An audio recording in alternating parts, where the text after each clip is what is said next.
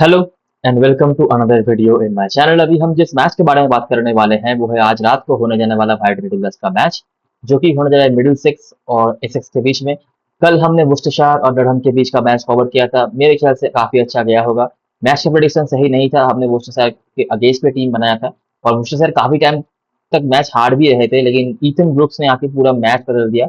कुछ लोग उनको रख नहीं रहे थे स्मॉल लीग में, परसेंटेज तो डिसेंट था उनका, लेकिन मैंने बोला था, मैंने अपनी टीम में रखा था भी, और मैंने ये भी बोला था कि दोनों जो परसेंटेज वाले कीपर है उनमें से किसी किसी को छोड़ना है तो मैं किसको छोड़ूंगा। हालांकि दोनों ने ही कुछ पॉइंट नहीं दिया था, एक ने एक रन बनाया था और दूसरे को बैटिंग ही नहीं मिली थी, तो उससे कुछ फर्क नहीं पड़ा। लेकिन मेरे ख्याल से स्मॉल लीग आपने क्लियर कर लिया होगा। बहुत सारे लेस परसेंटेज प्लेयर्स ने पॉइंट दिया था, विल रोड्स का भी परसेंटेज थोड़ा कम था, उनको ही बहुत लोग ले ही रहे थे। अगर आपने उनको रखा होगा, जो मैं तो नहीं रख रहा था, तो आपके लिए और फायदेमंद रहा होगा, लेकिन मुझे लगता है कि परफॉर्मेंस ठीक ठाक रहा था, स्मॉल लीग जीतने के लिए काफी था। बात करते हैं इन दोनों टीमों के बारे में। मिडिल सिक्स का जो लास्ट होम मैच था केंट के अगेंस्ट में, वो मैच हमने कवर किया था, जो मैच ऑब्वियसली हुआ नहीं था फर्स्ट इनिंग्स के बाद। इसके अलावा भी मिडिल सिक्स के मैचेस हमने कवर करे हैं। अभी तक जो आइडिया हमें लगा है मिडिल सिक्स की तरफ से, पिछले सीजन में ये लास्ट पायदान पे थे अपने ग्रुप में, तो बहुत ही बुरे हालात में थे। इस सीजन में थोड़ा बेहतर उन्होंने किया है, स्पेशली बैटिंग से उनका स्ट्रॉन्ग जो है जोन काफी अच्छा दिख रहा है और बैटिंग में टिप भी दिख रही है। बॉलिंग लेकिन बहुत खराब हालत में है। बॉलिंग फर्स्ट अगर वो करेंगे तो विकेट्स भी निकाल रहे हैं। मतलब अगर उनके आप बॉलर्स लेना चाहते हो तो बॉलिंग फर्स्ट में वो आपके लिए काम पे आ भी रहे हैं, क्योंकि वो विकेट्स निकाल रहे हैं। लेकिन बॉलिंग सेकंड में तो हालत बहुत खराब है। एसएस की बात अगर हम करें, उनका कोई मैच अभी तक हमने कवर नहीं किया है। उनका भी सीजन बहुत अच्छा नहीं गया था, लेकिन ये भी चैंपियन रह चुके हैं रिसेंट टाइम्स में। उसका रीजन ये था कि इनके तरफ से बॉलिंग उतना अच्छा नहीं था। बैटिंग में तो इनके पास भी बहुत डेप्थ है और इनके पास बहुत नीचे तक बैट्समैन आते थे जो लेट आके भी हिटिंग कर सकते थे। इनके पास डैनियल सैम्स भी थे जो 6-7 तक बैटिंग आते थे, अभी भी वो चीज है। और उन्होंने कुछ यंग प्लेयर्स को भी मौका दिया है जो भी अच्छी खासी बैटिंग कर लेते हैं। बट बॉलिंग की अगर हम बात करें तो यहाँ पे भी हालत खराब है। और अगर हम कंपैरिजन करेंगे कि कौन सी टीम की बॉलिंग ज्यादा खराब है, मिडिल सिक्स की या एसेक्स की, तो आपको एसेक्स की बॉलिंग ज्यादा खराब होती दिखेगी। उनके बैट्समैन ने रन तो बनाए हैं, लेकिन पर्टिकुलर कुछ चीजों में उनका जो है वीकनेस हमें देखने मिला है, जिसके बारे में हम आगे बातें करेंगे। एसेक्स के बारे में हमने अभी तक कोई मैच कवर नहीं किया है, क्योंकि उनके बारे में हमने ज्यादा बातें की ही नहीं है। लेकिन अभी इस मैच के दौरान हम उनके बारे में जरा बात भी करेंगे। ये मैच लॉर्ड्स में होने जा रहा है। वेदर यहाँ पे सही है, दिक्कत वाली बात नहीं है। पिछले सीजन की बात हम मिडिल सिक्स से कर चुके हैं, एसेक्स ने भी मैच के सामने खत्म किया था। बैटिंग अच्छा था, तो मैंने हमेशा बोल के रखा है बैटिंग अगर अच्छा हो आपका मैच जीत सकते हो। टूर्नामेंट में आगे बढ़ने के लिए बॉलिंग अच्छा करना पड़ेगा, जो इनके पास बिल्कुल नहीं था, तो उसका एग्जाम्पल आपको दिख रहा है यहाँ पे। आखिरी 5 में 3-2 से आगे है एसेक्स की टीम। इस ग्राउंड के बारे में हम बातें कर चुके हैं। पिछले सीजन की परफॉर्मेंस की बात करेंगे तो पेपर बहुत बढ़िया सीजन गया था इनका, 2 शतक लगाया था, लोग एक नहीं लगा पाते। और डीन एडगार्ड भी लगभग लगभग कंसिस्टेंट थे, थोड़ा स्ट्राइक रेट कम रखते हैं, लेकिन कंसिस्टेंटली कुछ ना कुछ वो करते रहते हैं। बॉलिंग में बात करेंगे तो आप नोटिस कर सकते हो सबकी इकोनॉमी आप देखो, ठीक है। हॉलमन बहुत बढ़िया परफॉर्मेंस इनका था, अभी भी अच्छा कर रहे हैं। लेकिन इनके अलावा ब्लेक कलन तो चलो खेल नहीं रहे हैं, पॉल वाल्टर और मैट क्रिशली ये इनके हाईएस्ट विकेट टेकर थे, और ये बॉलर नहीं है प्रॉपर, ठीक है, ऑलराउंडर है। 2 सीजन पहले तक तो वाल्टर को प्रॉपर बॉलिंग मिलती भी नहीं थी, अभी उनके ऊपर रिस्पॉन्सिबिलिटी बहुत आ चुकी है, बहुत एक्सपीरियंस बन चुके हैं, फॉरेन लीग्स में भी खेलते हैं, T20 लीग्स में।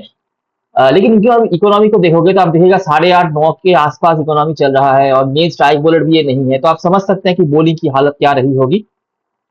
आ जाते हैं और देखते हैं जब ये दोनों टीमें आमने सामने हुई हैं आखिरी 5 मैचेस में, तो हमें क्या देखने मिला। अभी अभी मैंने आपको क्या बताया दोनों टीमों के बारे में, कि दोनों ही टीमों का बॉलिंग जो था पास्ट में पिछले सीजन में अच्छा नहीं था, इस सीजन में भी हमने ये चीज नोटिस की है।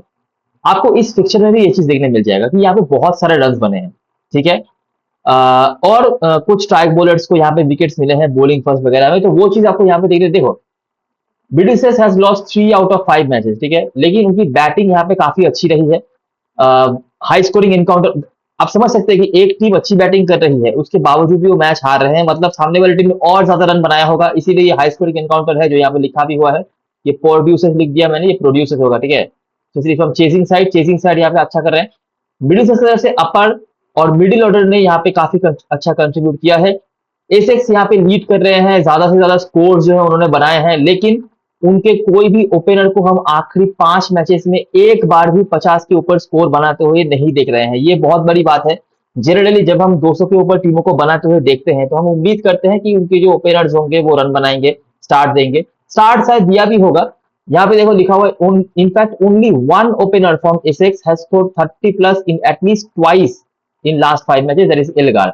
मतलब आखिरी 5 मैचेस को अगर हम देखेंगे तो सिर्फ एक ऐसे ओपनर आपको एसएस की तरफ से देखने मिलेंगे जिन्होंने कम से कम 2 बार 30 के ऊपर स्कोर बनाया है। 50 तो किसी ने नहीं बनाया है, 30 के ऊपर भी सिर्फ 2 बार एक नाम आने वाला एक ही प्लेयर है ओपनर्स में से, वो है dean Elgar. Despite these high scoring matches, wickets also fallen on an average 13 wickets have fallen here. Both teams opening bowlers are not going wicketless. हमने तो एसएस की तरफ से बात कर ही दिया कि एसएस के ओपनर्स नहीं चल रहे हैं, 30 प्लस भी 2 बार ही सिर्फ बनाया है आखिरी 5 में। तो जरूरी है कि सामने वाली टीम के स्ट्राइक बॉलर्स विकेट ले रहे होंगे। मिडिल की तरफ से भी आपको ऐसी चीज देखने मिलेंगी। चेसिंग टीम यहाँ पे आखिरी 5 में 3-2 से आगे है। देखते हैं मैचेस, ठीक है। तो ये पहला मैच है और पहला मैच लॉर्ड्स का भी है। एसएस ने बना था 237, बहुत बड़ा टोटल है। पेपर इनका हिट टू रिकॉर्ड काफी अच्छा है। बाकी हेल्म जनरली विकेट यहाँ पे लेते हैं, स्पेशली बॉलिंग फ्रंट में। डेसियर स्क्वाड में है लेकिन खिलाया नहीं जा रहा। मिडिल सिक्स ने भी 12 ओवर में 116 रन बनाए थे, ठीक है, और सिर्फ 2 विकेट खोया था। इधर 6 विकेट बॉलिंग फर्स्ट में खोया, इधर 2 विकेट। तो लगभग 32-33 ओवर का मैच होने के बाद 8 विकेट यहाँ पे खोए हैं और 350 के आसपास रन बन गए हैं। पेपर इधर से एस्किनाजी क्रैकनेल खेल नहीं रहे हैं, इनके रिकॉर्ड डिसेंट रहे हैं। हिगिंस ने जिस तरह रन बनाए, एसएस ने यहाँ पे डकवर्थ ब्रिज के चलते मैच जीत लिया। अगला मैच ये चेसफोर्ड में हुआ था, यहाँ पे भी आप एसएस की बैटिंग नोटिस करो। फिर से पेपर के स्टार्ट्स हैं, वाल्टर क्रिस्टल नीचे से रन बनाए। फिर से बॉलिंग फर्स्ट टीम ने यहाँ पे 6 विकेट ही निकाला। हेलम रिपीट हो रहे हैं, एंडरसन नहीं है, डेसियर्स खिलाया नहीं जा रहा। हिगिंस को रेगुलरली बॉलिंग में विकेट नहीं मिलता है, हॉलमन की 1 विकेट। बिलिस की बैटिंग भी यहाँ पे नोटिस करो, उन्होंने 2 बॉल हाथ में रख के यहाँ पे रन चेस कर दिया। हिगिंस का फिर से यहाँ पे इंपॉर्टेंस आ रहा है बैटिंग से, दोनों बार डेविस ने नीचे रन बनाए और क्रैकनेल है यहाँ पे। ट्रिशली ने बैटिंग के बाद बॉलिंग भी करी, बाकी ये है। तो अभी तक हम जो नोटिस कर पा रहे हैं कि 32 रन बन रहा है, ठीक है, और दोनों ही मैच में चेस करते हुए बड़े बड़े स्कोर्स को यहाँ पे चेस किया गया है। यहाँ पे चलो डकवर्थ ब्रिज लग गया था, लेकिन 12 ओवर में 13 ओवर में अगर आप 2 विकेट सिर्फ खोते हो तो आपकी बैटिंग अच्छी है, आप कह सकते हो। और दोनों ही तरफ से अगर आप नोटिस करोगे स्कोरर्स को, ठीक है, तो देखो पेपर मिडिल ऑर्डर से, इसकी राजी ओपनर है, सिर्फ 28 रन बनाया। मैंने वो जो बोला था 30 प्लस नहीं बना पाई है कोई भी टीम उनकी तरफ से, तो ये सिर्फ इसकी राजी 28 स्कोर है। ये नीचे से हिगिंस, क्रैकनेल, इधर से भी नोटिस करो वाल्टर, क्रिशली, पेपर, ठीक है। और जो स्ट्राइक बॉलर्स की हम बात कर रहे थे ना, वो भी आप देख सकते हो यहाँ पे हेल्म है और भी जो बॉलर्स रहे होंगे वो शायद कोई खेल नहीं रहे होंगे। यहां से भी नोटिस करो हिगिंस, डेविस, क्रैकनेल, सारे लोअर ऑर्डर मिडिल ऑर्डर के बैट्समैन।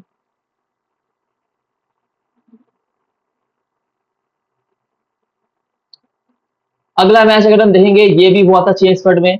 फिर इस बार मिडिल सिक्स ने पहले बल्लेबाजी करी और उन्होंने भी 203 रन बना दिया। लेकिन स्कोरर्स नोटिस करो, हिगिंस फिर से नीचे से बार बार हिगिंस का नाम यहाँ पे आ रहा है, कुछ ना कुछ वो करे ही जा रहे हैं। क्रैकनेल के रिकॉर्ड डिसेंट थे। होल्डन, इनके कुछ परफॉर्मेंसेस यहाँ पे हैं, यहाँ पे नॉट आउट है 85 ओवर के, ये भी 3-4 तक बैटिंग आते हैं। बॉलरों में से ये कुछ बॉलर्स है जिनमें से वाल्टर का नाम आया है। पेपर का यहाँ पे भी नोटिस कर सकते हो आप चेज में, चेजिंग टीम के भी रन देखो, ठीक है, 203 के कॉम्पिटिशन में।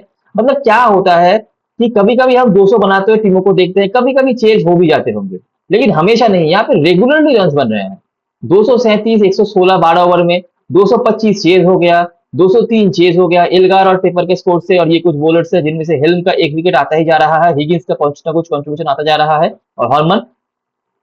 लास्ट जो मैच हुआ था इस ग्राउंड पे, वहां पे मैच थोड़ा छोटा हो गया था, लेकिन 12-13 ओवर में इधर भी 129 रन बने। एल्गार, पेपर ने इधर भी रन बनाए, रॉसिंगटन तो खिलाए नहीं जा रहे। कॉक्स का स्कोर था, कॉक्स ये पहला सीजन है, नहीं, हाँ पहला सीजन है जब वो उन्होंने केंट से यहाँ पे एसेक्स में ज्वाइन किया था। इसके पहले वो केंट से खेलते थे, मैं इनका रिकॉर्ड भी दिखाऊंगा आगे। हॉलमन, हिगिंस कंसिस्टेंट में, कॉर्नवॉल ने 2 विकेट निकाले थे। 6 ओवर में 63 रन बना दिया था मिडिलसेक्स ने। यहाँ पे आप होल्डन की परफॉर्मेंस नोटिस कर सकते हो, यहाँ पे 41 नॉट आउट, यहाँ पे 85 नॉट आउट, तो इनके स्कोर्स भी रहे हैं यहाँ पे। और वाल्टर का 2 विकेट। आप अगर नोटिस करोगे तो एसएस के जो स्ट्राइक बॉलर्स थे, ठीक है, या है अभी भी, सैम कुक हो सकते हैं, बियर्ड हो सकते हैं, पहले डैनियल सैम्स खेलते थे, डैनियल सैम्स का रिकॉर्ड अच्छा था बैटिंग से, उनमें से कुछ परफॉर्मेंस नहीं आ रहा है। जो परफॉर्म कर रहे हैं वो कौन कौन है? वाल्टर 2 विकेट, वाल्टर 2 विकेट, इधर कृष्णी 5 विकेट। ये मेन बॉलर्स नहीं है, ठीक है, आप इनको बॉलर्स नहीं कह सकते, ये परफॉर्म कर रहे हैं। मिडिल सिक्स अगर आप देखोगे तो कौन कंसिस्टेंट दिखे हैं? हिगिंस, हॉलमन, ये भी मेन बॉलर्स नहीं है, जो इनके स्ट्राइक बॉलर्स हैं। हेल्थ ने हालांकि कुछ कंसिस्टेंट विकेट निकाले हैं, उनका कुछ परफॉर्मेंस नहीं है। ऊपर से बैटरों में से भी अगर हम देखेंगे तो टॉप ऑर्डर से ज्यादा कॉन्ट्रीब्यूशन नहीं है। अभी तक हमने जो 4 मैचेस देखे हैं, भर भर के रन बने हैं। अगर आप ओपनर्स गिनने जाओगे, देखो इधर ओपनर एक 28 रन बनाया एस्टिनासी ने। पेपर अभी ओपनिंग आते हैं, लेकिन पहले वो ओपनिंग नहीं आते थे। उसके बाद यहाँ पे एक ओपनर एल्गार, जिनका नाम हम पहले बता चुके हैं। यहाँ पर एक ओपनर 28, एक ओपनर 20। तो आप नोटिस कर सकते हो रन भी बन रहे हैं, ओपनर चल भी नहीं रहे हैं, स्ट्राइक बॉलर को विकेट भी मिल रहा है, लेकिन एक से ज्यादा विकेट नहीं मिल रहा है। तो बहुत ही अजीब सा पिक्चर है, लेकिन एक चीज जो कंसिस्टेंट है कि वो रन यहाँ पे बन रहा है। लास्ट मैच जो हुआ था ये बहुत कम रन बनाया था इस कंपटीशन, मतलब आखिरी मैचेस की कंपटीशन में। हालांकि यहाँ पे दोनों ओपनर्स ने 30 प्लस का स्कोर बनाया। एल्गार का नाम दूसरी बार आया है 30 प्लस के मामले में, बेल्केस्टाइन और नीचे से हार्मन रन बनाए। हेल्म जो एक एक करके विकेट ले रहे थे उनका यहाँ पे हो गया 4।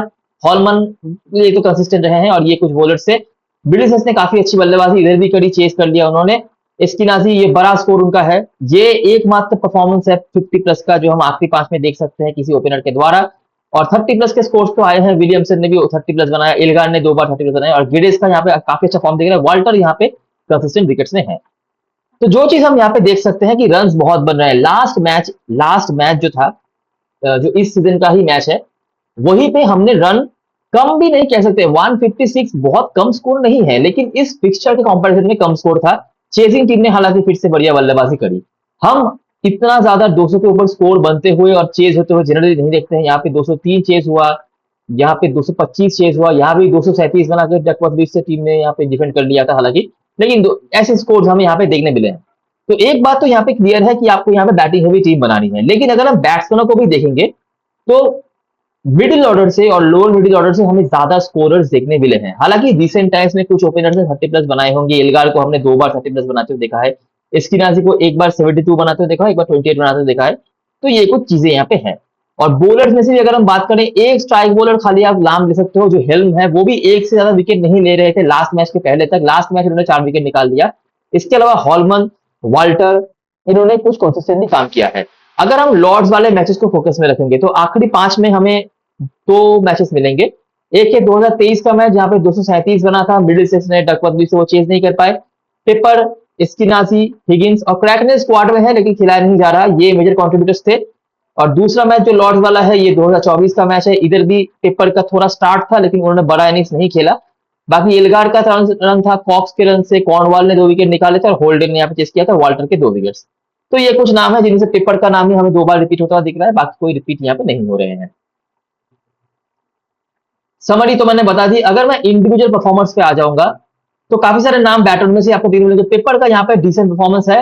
लास्ट मैच हालांकि वो बहुत जल्दी निपट गए थे, नहीं तो उनका 100 भी है और डिसेंट स्कोर है।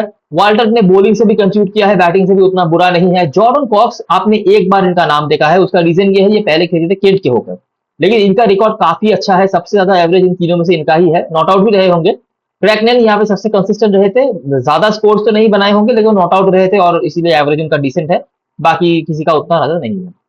बॉलर में से सैम कुक के थोड़े से एवरेज उतना अच्छा नहीं था और कृष्ण ने एक बार 5 विकेट निकाला था इसीलिए, नहीं तो वो भी बहुत कंसिस्टेंट नहीं रहे हैं। हेलन को भी आप इस लिस्ट में रख सकते हो, उन्होंने लास्ट में 4 विकेट निकाला था, बाकी 1 विकेट करके उनका भी पहले चलता था। ग्राउंड के बारे में बात करते हैं। इस ग्राउंड का लास्ट मैच हमने कवर किया था, उसके बाद कुछ अपडेट यहाँ पे नहीं है तो मैं रिपीट नहीं करवाऊंगा ज्यादा कुछ। हमने यहाँ पे क्या बोल के रखा था कि बैट फर्स्ट टीम यहाँ पे आगे है। हमने हेड टू हेड में क्या देखा था इस ग्राउंड पे, मैं फिर से रिवाइंड करवा दूं आपको।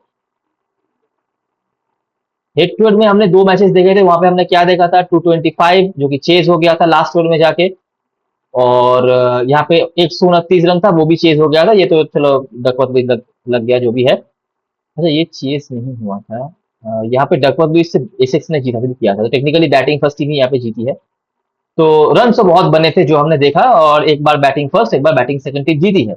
यहाँ पे क्या लिखा हुआ है, बैटिंग फर्स्ट टीम हालांकि इस ग्राउंड के जो ओवरऑल लास्ट 5 मैचेस हैं वहां पे 4-1 से आगे हैं। लेग स्पिनर्स को आप यहाँ पे इग्नोर नहीं कर सकते, हॉलमन यहाँ पे रेगुलरली विकेट्स में रहते हैं भले ही कितने भी रन के लिए जाएं।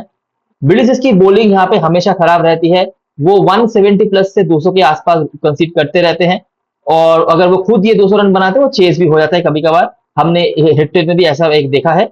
180 से 190 प्लस हो जाना चाहिए डिफरेंट, तो अगर आपके पास विलियम्स की बॉलिंग रहे तो वो अलग बात है।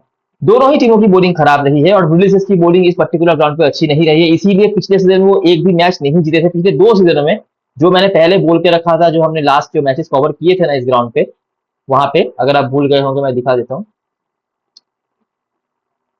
ये देखो पिछले 2 सीजनों में वो एक भी मैच नहीं जीते हैं, इसी रीजन की वजह से। बैटिंग तो शायद एक बार के लिए वो कर भी ले, लेकिन बॉलिंग बहुत खराब रहता है यहाँ पे उनका, इसीलिए कुछ खास होता नहीं है। अगर हम मैचेस को फॉलो करेंगे कि यहाँ पे मैचेस कैसे कैसे चलते हैं, तो आप नोटिस करोगे, देखो 173 चेज हो गया। इसकी नाजी यहाँ पे एक टाइम था 3-4 सीजन पहले की मैं बात कर रहा हूँ, इसकी नाजी यहाँ पे हमेशा रन बनाते थे। अभी भी रन बनाते हैं लेकिन हमेशा नहीं। एवरेज आपको इनका सही दिख जाएगा, लेकिन थोड़े इनकंसिस्टेंट हो चुके हैं वो। यहाँ पे जैसे 48 बनाया, एंडरसन तो नहीं है। पेसर्स और लेग स्पिनर्स में से जो ग्लैमर की तरफ से मेसन ट्रेन या लाबुशेन रहते होंगे, उन्होंने विकेट निकाले। बॉलर में से हेनरी ब्रुक्स जो अभी नहीं खेल रहे हैं, बाकी ये कुछ बॉलर से परफॉर्म जिन्होंने करा और यहाँ पे चेस हो गया। यहाँ पे सोमरसेट के बॉलर ने धागा निकाल दिया पूरी तरीके से, 10 विकेट निकाल दिया और बॉलिंग से कुछ था नहीं करने के लिए। ये जो लास्ट आपने हिट टूर देखा था जहां से होल्डन और कॉर्नवेल मेजर कंट्रीब्यूटर्स थे, ये डकवर्थ लग गया तो मैच छोड़ देते हैं। पिछले सीजन का लास्ट मैच जो था 185 डिफेंड कर लिया था सर ने, जहाँ पे हॉलमन जिन्होंने 5 विकेट निकाले थे, लेग स्पिनर, बाकी ये कुछ वजह से डेविस कुछ कुछ स्कोर बनाते रहते हैं। और इस सीजन का जो एक कंप्लीटेड मैच है वहां पे 202 रन बनाया था सक्सेस ने। ये कुछ बॉलर से, हॉलमन ने बैटिंग से बॉलिंग से दोनों से कंट्रीब्यूट किया। गेटेस बहुत अच्छा कर रहे हैं इस सीजन में, आगे बात करेंगे इनके बारे में। और हिगिंस का कंट्रीब्यूशन है, हिगिंस का परसेंटेज थोड़ा कम है, लेकिन आपने हेड टू हेड में देखा इन्होंने कुछ कंट्रीब्यूशन करके रखे हैं, यहाँ पे भी रन है और इसकी नाजी का थोड़ा स्कोर यहाँ पे है। तो जो चीज आप यहाँ पे देख सकते हो, अगर आप 190 या उससे ऊपर स्कोर बनाओगे तो आप यहाँ पे डिफेंड कर सकते हो, उसके नीचे तो आप सोच नहीं सकते। पेसर्स का फरहान रहता है, लेग स्पिनर यहाँ पे है, मिडिल्स की बॉलिंग कंसिस्टेंटली यहाँ पे डिमांड पे रहते हैं, लेकिन उन्होंने खुद भी यहाँ पे कुछ रन बना के रखे हुए हैं। कोई एक आध प्लेयर ने शायद बहुत ज्यादा स्कोर नहीं बनाया होगा, लेकिन ओवरऑल ये रन बनाते रहते हैं। अभी आते हैं प्ले यूनिट के बारे में बात करने के लिए। जो लास्ट मैच हमने कवर किया था मिडिलसेक्स का, जो ससेक्स के अगेंस्ट में था, वहां पे उन्होंने खाली बॉलिंग कंप्लीट करी थी, जहां पे ये 3 विकेट हेल्म ने और 2 विकेट यहाँ पे हॉलमन ने निकाला था। उसके बाद भी 2-3 मैचेस उन्होंने खेले हैं। अगर हम यहाँ पे फॉर्म को देखेंगे तो एस्किनाजी ने अभी तक जितने रन बनाए हैं, इवन विलियमसन ने भी जितने रन बनाए हैं, सारे के सारे चेज में बनाए हैं। ठीक है, विलियमसन ने बहुत ज्यादा से स्कोर नहीं बनाए हैं और जनरली आप इनसे स्ट्राइक रेट की उम्मीद नहीं रखते हो, तो थोड़ा वो चल रहा है इनका, लेकिन रन ओवर में है तो आप डेफिनेटली कंसिडर करोगे इसकी राजी का भी वो रहा है। होल्डन को ज्यादा मैचेस खेलने नहीं मिले हैं, लेकिन लास्ट 2-3 मैच जिन्होंने खेले हैं, दोनों ही मैच में अच्छा किया है। Head to head record decent है बिल्कुल। अगर हम हाई स्कोरिंग मैच की टीम बना रहे हैं तो इनका नंबर आना चाहिए। गेडेस का भी आप देख सकते हो, चेस में 2 अच्छे इनिंग्स, बैटिंग फर्स्ट में अच्छा इनिंग्स खेला है और बहुत तेज खेल रहे हैं वो। लुइस जेफ्लॉय से ये उम्मीद था, गेडेस वाला उम्मीद, लेकिन वो उन्होंने परफॉर्म कुछ किया नहीं। उसके बाद डेविज है, हॉलमन कंसिस्टेंटली कुछ ना कुछ करते रहते हैं, यहाँ पे उनकी बॉलिंग काम पे आती है। बाकी यहाँ से अगर किसी को आपको लेना है तो आप हेल्म को लोगे, स्पेशली बॉलिंग फर्स्ट में, बाकी तो मुझे लगता नहीं आपकी टीम में कोई होंगे। तो यहाँ से जो प्लेयर्स हमारी टीम में रहेंगे, इसकी नाजी रहेंगे विलियमसन, होल्डन, गेडेस, ये चारों ही लेने लायक हैं। कोशिश करना चारों को लेकर चलने की, नहीं तो कम से कम 3 तो होने ही चाहिए। अगर मुझे किसी को छोड़ना पड़े तो मैं शायद रिस्क विलियमसन के ऊपर ही लूं। किसी भी बैट्समैन को छोड़ोगे तो रिस्क ही होगा, क्योंकि अगर उन्होंने 31 रन जो हाईएस्ट उनका है अभी तक इस सीजन में, उन्होंने वो बना दिया तो 50 के आसपास वो पॉइंट देंगे। लेकिन अगर यहाँ पे सच में हाई स्कोरिंग एनकाउंटर होता है तो 50 पॉइंट मेरा मेकअप हो जाएगा, यही सोच के। बाकी मुझे इसके पॉइंट की, इनसे पॉइंट्स की पूरी उम्मीद है, कंसिस्टेंट पॉइंट्स की। हॉलमन यहाँ से रहेंगे और हेल्म अगर बॉलिंग फर्स्ट करते हैं तो मैं रख के चलने की कोशिश करूंगा। अगर हम यहाँ से बात करें तो जैसे आपने विलियमसन का देखा वैसे ही एलगार्ड का भी है, लेकिन इन्होंने 50 भी बनाया है और इनका कंसिस्टेंसी ज्यादा अच्छा है। 32, 33, 32 तो बनाते ही रहते हैं। बैटिंग फर्स्ट में हालांकि सारे स्कोर इन्होंने करे हैं। उसके बाद पेपर है, पेपर ने एक बड़ा इनिंग्स बैटिंग फर्स्ट में, एक बड़ा इनिंग्स बैटिंग सेकंड में, दोनों ही हमारे लिए इंपॉर्टेंट है। जैसे कि इंपॉर्टेंट है कॉक्स भी, ये कीपिंग भी कर रहे हैं, अभी वाल्टर को भी रखना पड़ेगा। बेनकेस्टाइन को कभी कभी बॉलिंग मिल जाती है, लेकिन उनको मेनली यूज किया जा रहा है as a batting allrounder. Batting उन्होंने अच्छा करा भी है और वो लेग स्पिनर है, तो मुझे कहीं ना कहीं लग रहा है कि इनकी बॉलिंग यहाँ पे काम पे आ सकती है। अगर समझ लो उनको 1-2 ओवर की बॉलिंग मिलती है, उस 1-2 ओवर में अगर उन्होंने कुछ कर दिखाया अच्छा खासा या विकेट निकाल दिया तो इनको ज्यादा बॉलिंग भी मिल सकती है। थोड़ा नीचे बैटिंग आते हैं तो यही कॉन्सर्न है, क्योंकि हमें इनकी बैटिंग के ऊपर ज्यादा फोकस करना पड़ेगा, बॉलिंग का तो कुछ गारंटी है नहीं। तो इसीलिए कृष्णी ने कुछ खास अभी तक किया नहीं है। हेड टू हेड में उनके परफॉर्मेंसेस हैं, लेकिन एक मैच में 5 विकेट लिया था उन्होंने, उसके बाद ज्यादा कुछ कंसिस्टेंट नहीं दिखे हैं। बॉलर में से जैसे मैंने बताया कि दोनों टीमों की बॉलिंग को अगर आप कंपेरिजन करोगे तो एसएस की बॉलिंग आपको ज्यादा खराब दिखेगी, और ये आप यहाँ पे देख भी सकते हो। ठीक है, स्नेटन ने लास्ट मैच 3 विकेट निकाला था मेडन के साथ, जो बहुत बड़ी बात है। बाकी आमिर ने 2 विकेट 2 मैच में परफॉर्म करा है। हार्मर का बैटिंग कॉन्ट्रीब्यूशन ज्यादा अच्छा आया है इनका एक मैच में। वाल्टर का थोड़ा ज्यादा अच्छा रहा है बॉलिंग से, स्पेशली बॉलिंग सेकंड हो, बॉलिंग फर्स्ट, वाल्टर तो एनीवेज हमारी टीम में थे। तो यहाँ से जो प्लेयर्स हम लेके चलेंगे 1, 2, 3, 4, ये 4 है। ठीक है, इसके अलावा क्रिशली और बेनकेस्टाइन जैसे प्लेयर्स के हमारे पास ऑप्शंस होंगे जो हम देख सकते हैं। आमिर वगैरह अगर आप नोटिस करोगे, इन्होंने बॉलिंग फर्स्ट में ही 2 विकेट निकाले हैं। हमने बहुत ज्यादा बॉलिंग देना तो है नहीं। ठीक है, एक हेल्म ही है जिनको मैं शायद एक बार के लिए लेके चलूं। बाकी अगर स्पेस मिले तो आप देख सकते हो जब मैं ये वीडियो बना रहा हूँ तो मुझे स्क्वाड का कुछ पता नहीं चला है एसएस की तरफ से, इसीलिए मैंने जितने प्लेयर्स कॉन्टेंशन में है, खेल सकते हैं कहीं ना कहीं पे जाके, तो वो उनका नाम मैंने रख रखा है। रॉसिंगटन ने एक ही अच्छा इनिंग्स खेला है अभी तक, रिचर्ड्स का ये कुछ रहा है, ये अगर खेलेंगे तो इनका देख लेना, लगता नहीं मुझे कोई ज्यादा चेंज यहाँ पे होगा। कैप्टन मैसूर चॉइस की बात करें, विलियमसन और गेडेस का परसेंटेज ज्यादा है, ठीक है। कंसिस्टेंट स्कोर्स हैं दोनों ही, गेडेस के ज्यादा अच्छा है लेकिन वो तेज भी खेल रहे हैं। उसके बाद एस्किनाजी और हॉलमन, रिस्की में हिगिंस, इनका परसेंटेज कम है, होल्डन का भी थोड़ा कम है, होल्डन ने क्योंकि कम मैचेस खेले हैं हिगिंस का, लेकिन मैं कहूंगा इनको बॉलिंग मिल जाती है कभी कभार, और अगर इनको बैटिंग मिल गई 3-4 ओवर के लिए भी उनको बैटिंग मिल गई तो ये बहुत लंबा खींच सकते हैं, सामने वाली टीम की बॉलिंग उतनी अच्छी है नहीं। यहाँ से वाल्टर और बेनकिंस्टाइन सेफेस्ट ऑप्शन है। बेनकिंस्टाइन को कैप्टन बना रहे हैं लोग, पॉइंट ज्यादा दिया है उन्होंने ऑब्वियसली, कैप्टन तो मैं शायद नहीं बनाऊं क्योंकि इनके बैटिंग के ऊपर आपको फोकस करना पड़ेगा, और जैसी बॉलिंग है सामने वाली टीम की, पता नहीं कितनी बैटिंग उनको मिलेगी ढंग से करने को, बैटिंग शायद मिल भी जाए लेकिन अगर समझ लो ऊपर वाले बैट्समैनों ने ज्यादा रन बना दिया तो उनको कितना ही बैटिंग मिल जाएगा, आप टीम में शायद रख भी सकते हो उनको। जिसकी में एल्गार और पिछली, और पेपर और कॉक्स, ये दोनों के रिकॉर्ड्स यहाँ पे काफी डिसेंट है। कॉक्स का परसेंटेज कम है, पेपर ने काफी बड़े बड़े स्कोर्स बना के रखे हैं इस टीम के अगेंस्ट में, स्पेशली लास्ट जो 2 मैच उन्होंने खेला है इस पर्टिकुलर ग्राउंड पे, इस पर्टिकुलर टीम के अगेंस्ट में उन्होंने रन बनाए हैं। अच्छा, तो मैंने यहाँ पे ऐसा टीम बनाया है जैसे कि आप देख सकते हैं, इसकी नाजी को मैंने रखा है, कुछ ना कुछ स्कोर वो करते रहते हैं। पेपर कॉफ, कॉफ का परसेंटेज थोड़ा कम है लेकिन ये मेरी टीम में मोस्ट प्रोबेबली रहेंगे। Elgar, Geddes, Holden, Walter, Hallman, Benkenstein, Higgins, और अगर आप नोटिस करोगे तो मैंने यहाँ पे हिल को रखा है बॉलरों में से, ठीक है। मैं मेरे पॉइंट ऑफ व्यू बता देता हूँ, बेनकेनस्टाइन को मैंने रखा है क्योंकि ये बैटिंग अच्छा कर रहे हैं। क्रिशली और बेनकेनस्टाइन में से मैं एक ही ले सकता था, बेनकेनस्टाइन को रखा है, ये बैटिंग अच्छा कर रहे हैं। बॉलिंग से तो ना तो बेनकेनस्टाइन ने कुछ ज्यादा अच्छा किया है ना तो क्रिशली ने ज्यादा अच्छा किया है, उनका हिट रेट रिकॉर्ड है लेकिन अगर आप सही से देखोगे तो उन्होंने एक मैच में 5 विकेट निकाला था क्रिशली ने, जिसकी वजह से उनका जो है परफॉर्मेंस काफी अच्छा दिख रहा है, तो वो आप चेंज यहाँ पे कर सकते हो। हिगिंस को लोग ले नहीं रहे हैं लेकिन मेरे लिए इंपॉर्टेंट प्लेयर हैं। मैं यहाँ पे ऐसे प्लेयर्स को लेना चाहता हूँ जो ऑब्वियसली मेरे के टॉप 4 तक बैटिंग जिनको मिल जाएगी, ये सारे प्लेयर्स टॉप 4 तक आएंगे, और ये भी जो ऑलराउंडर्स मैंने रखे हैं ये सारे के सारे बैटिंग कर सकते हैं, ठीक है। क्रिशली भी कर सकते हैं लेकिन क्रिशली का फॉर्म उतना अच्छा नहीं दिखा है। बेल्किंस्टाइन को बैटिंग के लिए तो कम से कम भरोसा किया जा रहा है, और अगर इनकी बॉलिंग एक आध ओवर जो मिल जाती है वहां पर उन्होंने कुछ कर दिया, नहीं भी मिल सकता है, ठीक है, बॉलिंग का कोई गारंटी नहीं है, तो बेल्किंस्टाइन को मोस्टली बैटिंग के लिए ही कंसिडर करना। क्रिशली को दोनों तरफ से मिल सकता है बैटिंग बॉलिंग तो, लेकिन फॉर्म जो है बेल्किंस्टाइन का बेहतर है और ये परसेंटेज कैप्टन भी है, तो इसीलिए मैंने वो करा है। बॉलर्स तो मैंने एनीवेज एक ही रखा है, यहाँ पे मैंने विलियमसन को मैं नहीं ले पाया हूँ। अगर आप परसेंटेज नोटिस करोगे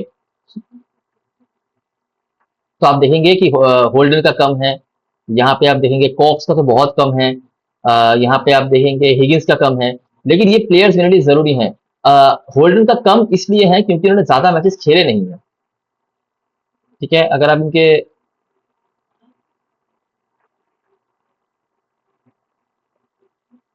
तो चल नहीं रहा, अगर आप इनके परफॉर्मेंस को नोटिस करोगे, ये 2 मैचेस उन्होंने खेले हैं और धागा खोल दिया है पूरी तरीके से, ठीक है। हेड टू रिकॉर्ड भी डिसेंट है, इस ग्राउंड पर जनरली रन बनाते हैं वो।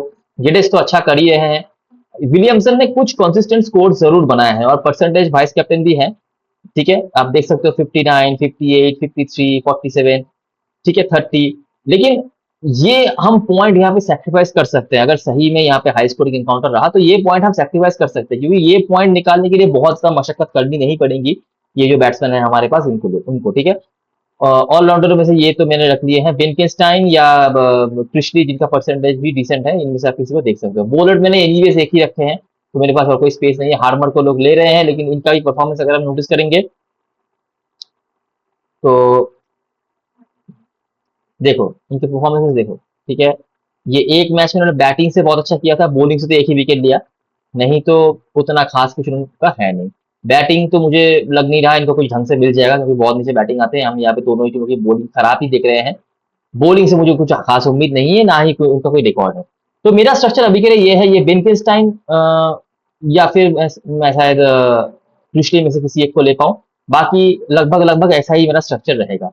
कैप्टन वाइस कैप्टन चॉइस की बात करें, देखो ये हाई स्कोरिंग एनकाउंटर है, ठीक है। अच्छा, हम सोच रहे हैं तो डेफिनेटली कोई बैट्समैन ही होंगे अगर हाई स्कोरिंग एनकाउंटर रहता है जो आपको ज्यादा पॉइंट देके जाएंगे, लेकिन इनमें से कोई भी बैट्समैन भरोसे लायक नहीं है।